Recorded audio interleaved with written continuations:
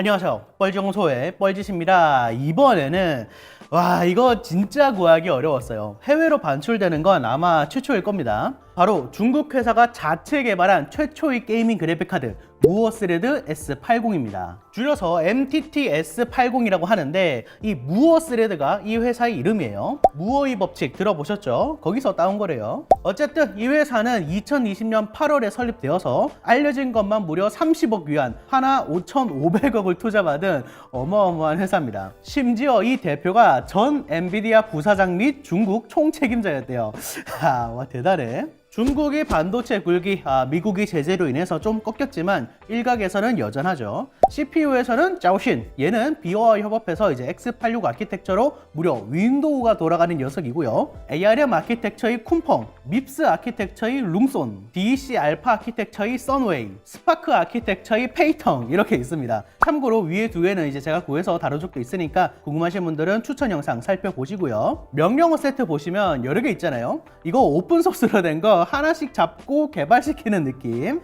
우리가 아는 인텔 라이젠이 이 AMD 64 X86이고 스마트폰 AP로 쓰이는 게 이 ARM이죠. 그러니까 CPU는 이미 공개된 명령어 세트도 있고 이 세 개 각지에서 개발하기 때문에 접근성이 좀 괜찮은데 GPU는 어렵거든요. 어떻게 했지? 제가 요거까지 조사를 다 해왔으니까 우선 박스 디자인부터 살펴보시죠.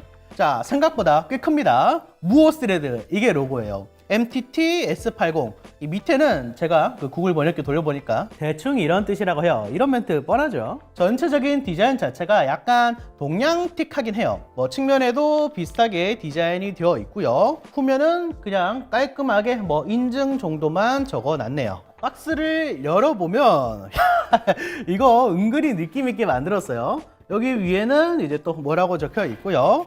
안쪽에는 사용 설명서와 아마 안쪽에는 그냥 뭐 간단한 장착법 정도가 적혀 있는 것 같고, 그래픽카드 본품 그리고 전원 어댑터가 있습니다. 그래픽카드의 전체적인 디자인은 깔끔해요. 전면에 3개 펜, 가운데는 좀 작게 되어 있고요. 저기서 LED도 나옵니다. 측면 부분을 봐도 나름 디자인 있게 그리고 깔끔하게 만들어 놨고요. 후면도 메탈 재질의 백플레이트, 코어를 다 덮는 디자인이고 여기 로고 모양으로 구멍까지 내놨네요. 장착 자체는 그냥 일반적인 컴퓨터 메인보드 PCI 슬롯 그대로 꽂으면 돼요. 디스플레이 포트는 DP 3개, HDMI 1개로 주류픽이죠. 걸쇠 부분이 완전 깔끔합니다. 참고로 여기에 보조 전원을 꽂아야 되는데 이게 8핀처럼 생겼잖아요. 그 그래픽카드 8핀이 안 들어가요. 그래서 이 어댑터를 끼워서 8핀 2개가 꽂히게 해야 됩니다. 디자인 자체는 생각보다 심플하고 중국 그 특유의 저렴한 화려함을 최소화한 느낌입니다. 좀 마음에 들어요. 자, 윈도우로 왔는데요. 이거 세팅하기도 힘들었어요. 잠깐 이제 공식 가이드를 살짝 보여드리면 우선 CPU가 인텔 10세대 이상, 라이젠은 3000번대 이상 지원을 하고요. 심지어 메인보드도 타요. 호환되는 메인보드가 따로 적혀 있고 실제로 이거 말고는 안 되더라고요. 윈도우도 최신 버전 안 되고요. 9버전에 중국어로 까니까 드라이버가 설치가 됐습니다. 우선 작업 관리자를 제가 보여드리면 CPU는 라이젠 7 5800X 3D로 했고요. 램은 16GB, GPU도 무어스레드 MTT S80이라고 잘 잡혀 있네요. 드라이버 소프트웨어도 보여드리면 생각보다는 깔끔합니다. 오른쪽에는 그래픽카드 각종 정보, 그리고 이쪽은 뭐 GPU 클럭, 사용률, 온도 뭐 이런 거죠. 옆 메뉴에서는 디스플레이 설정 같은 것도 가능하고요. 스크린샷 기능, OSD까지 한번 보여드리면 이렇게 뜹니다. 야, 뭐 있을 건 다 있어요. 자, 궁금한 건 성능일 텐데 보통 파스, 타스 많이 돌리잖아요. 한번 파스 돌려볼까요? 파스가 예전만은 못하지만 뭐 워낙 데이터가 많이 쌓여 있기 때문에 이제 서로 비교하기가 좋거든요. 뭐야? 자, 이렇게 오르르 뽑으면서 꺼집니다. 파스만 이런가? 하고 타스를 한번 켜볼게요. 타스도 이렇게 에러가 나타나면서 안 돌아갑니다. 아니, 그럼 그냥 다른 게임 한번 켜볼게요. 호즈던 한번 켜볼까요? 자, 오류가 뜨죠? 뭐 스파이더맨 이런 거 한번 켜볼까요? 자, 스파이더맨 다이렉트 X 12 지원을 찾을 수 없다는 에러가 뜹니다.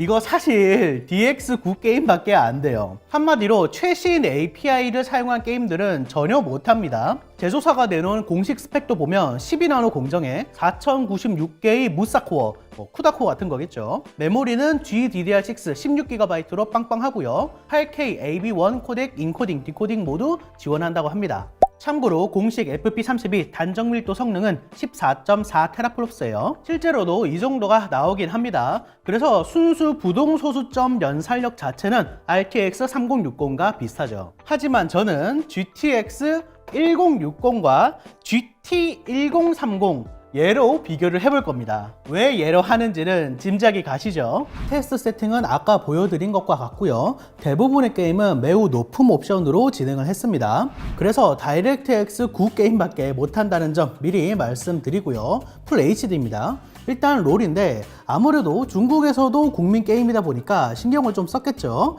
나름 원활하게 되는 편이에요. FHD 60프레임 정도는 방어를 해주고요. 하지만 다른 그래픽카드를 붙여보면 GT1030보다도 낮게 나옵니다. 특히 프레임 타임 그래프가 엄청 출렁이죠. 이 실제 게임 할 때도 지속적인 미세한 스터터링이 있고 화면 움직일 때 보세요. 확실히 뭔가 MTT 쪽이 더 끊기는 게 느껴지시죠?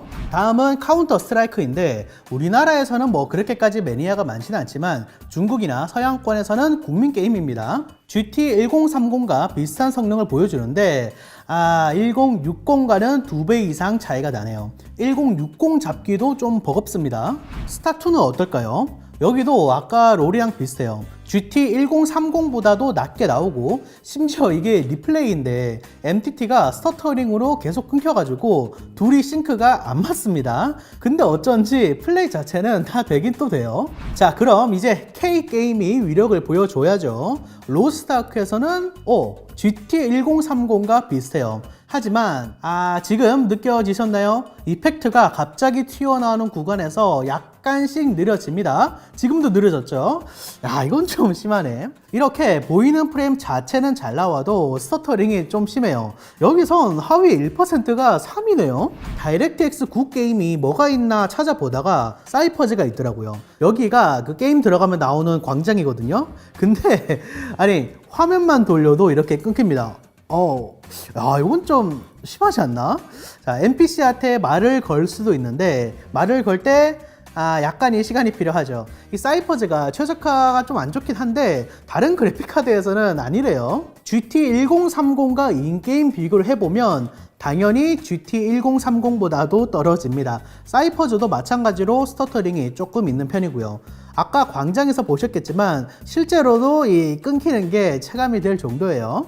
그래서 잘 되는 K게임은 없나 하다가 투옷의 트리 오브 세이비어라는 게임이 있거든요. 그 버그 갓게임이라는 별명이 있는데 이거 넥슨에서 스팀으로 바뀌었어요. 뭐 어쨌든 이건 너무 잘 되는 거예요. 끊김도 거의 없고 굉장히 원활하죠. 다른 그래픽 카드와 비교해보면 GT1030보다 2배 높은 프레임을 보여주고 있고 심지어 프레임 타임도 엄청 출렁이진 않아요. 물론 이제 GTX 1060보다는 좀 아쉽지만 다른 게임들에서도 뭐 이 정도 퍼포먼스만 보여준다면 진짜 괜찮겠는데 라는 생각이 좀 듭니다. 카트라이더는 반쯤 장난으로 해봤어요. 근데 이것도 좀 재밌더라고요. 프레임 제한이 500이라서 다 500에 걸리는데 MTT만 500 고정을 못하고 있죠.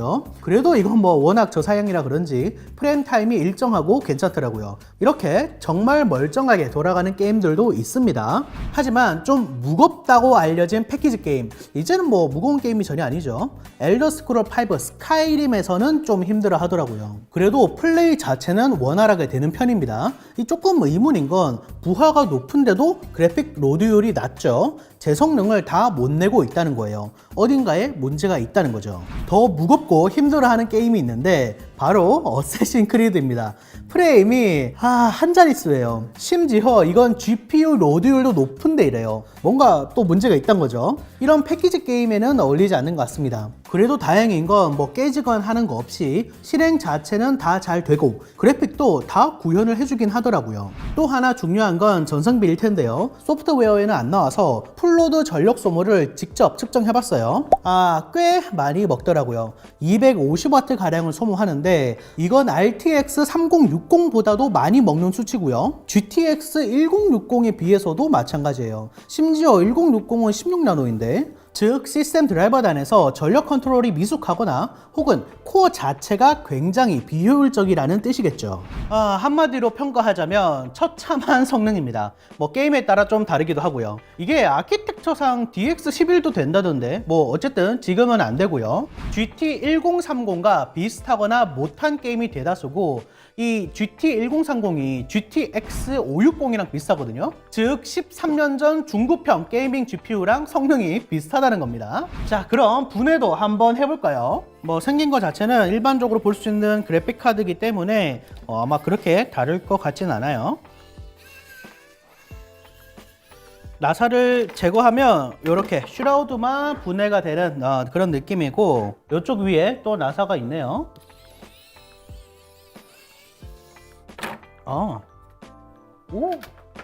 이렇게 분해가 되고요. 또 기판 자체는 그렇게까지 크지도 않네요.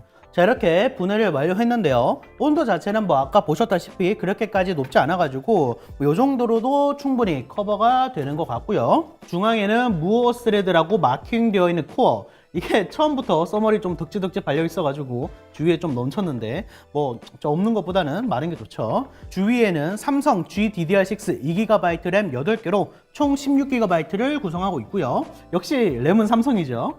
PCB 자체는 보통 엔비디아나 AMD나 이 전원부를 코어 옆에 두는데 얘는 위쪽에 몰아놨습니다. 그런 부분 말고는 엄청나게 특이하다던가 그런 부분은 딱히 보이진 않네요. 자, 그럼 대체 이 그래픽카드의 정체가 뭐냐? 이 컴퓨터 하드웨어에 관심이 좀 있으신 분들은 뭔가 이상하다는 걸 눈치채셨을 거예요.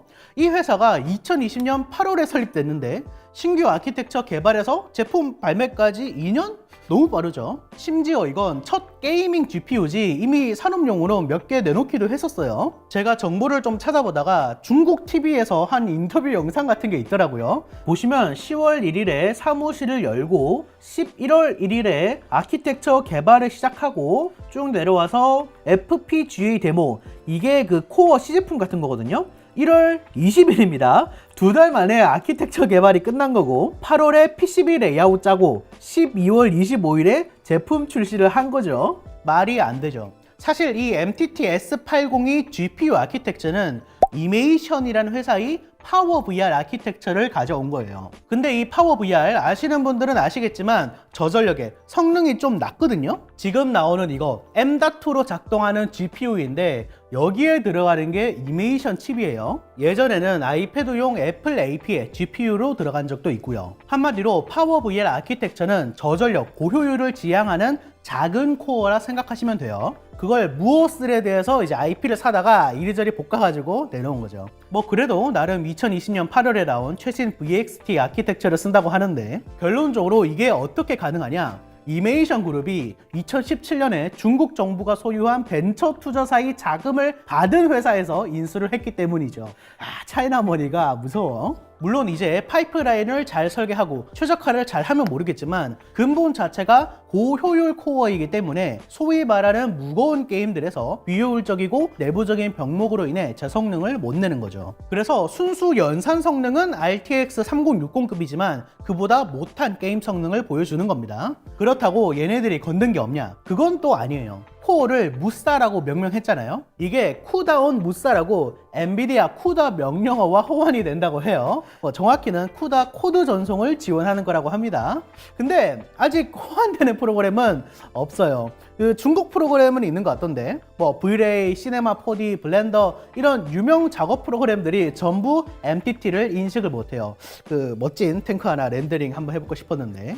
그럼 8K AV1 인코딩, 디코딩 지원한다는 건 어떨까요? 자, 유튜브 8K 그리고 AV1에서 한번 보면 유튜브에선 안 됩니다. GPU를 안 쓰고 CPU를 쓰고 있죠. 그럼 VP9 코덱으로 와보면 얘는 또 GPU를 쓰고요. 그래서 제가 가지고 있는 다른 8K 에비원 영상을 가져왔는데 GPU를 쓰는 듯 마는 듯 해가지고 CPU를 더 쓰는 것 같기도 하고, 그래서 이건 잘 되는지 판단이 어려웠어요. 지금 소개해드린 무어스레드 외에도 바이런, 펑허라는 PC용 그래픽 카드를 개발하고 있는 회사들이 있고요. 얘네들도 다 파워빌 아키텍처를 샀던데 그걸로 개발할지 모르겠지만, 이 회사들은 요즘 AI가 대두되다 보니까 게이밍보다는 산업용 타깃으로 개발을 할 것 같아요. AI 가속기라고 한다면 한국에서도 개발하는 회사가 있죠. 사피온이라고 SK텔레콤에서 만든 자회사인데 연산 전용이 AI 엑셀러레이터입니다. 이것도 구하고 싶은데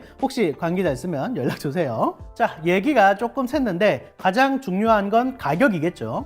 이거 중국 쇼핑몰에서 2,999위안, 하나 55만원 정도인데 터프 B660 메인보드를 껴주더라고요. 얘가 22만원 정도니까 그래픽카드 가격은 대충 33만원 정도라고 보면 되겠죠. 근데 이거 생산에 문제가 좀 있는지 20일에 한 번씩 한 10개, 20개 정도밖에 안 팔더라고요. 이 제품에 대해서 중국인들은 또 뭐라고 생각할지 궁금해서 찾아보니까 이게 국뽕 좀 심하면 자제하잖아요. 사람 사는 거 똑같은지 매니아들은 보통 욕하더라고요. 세금 낭비 아니냐고. 어쨌든 그렇습니다. 사실 이런 걸 도전한다는 것 자체가 좀 부러워요. 물론 국산 CPU 하면 뭔가 걱정부터 앞서지만 실제로 몇몇 기관에서 개발하고 있긴 하거든요. 아직은 작은 산업용 수준이지만 더 잘 되고 더 확장되고 소비자 시장에서도 만날 수 있으면 좋겠습니다. 자, 영상 시청 감사하고요. 그럼 다시 봅시다.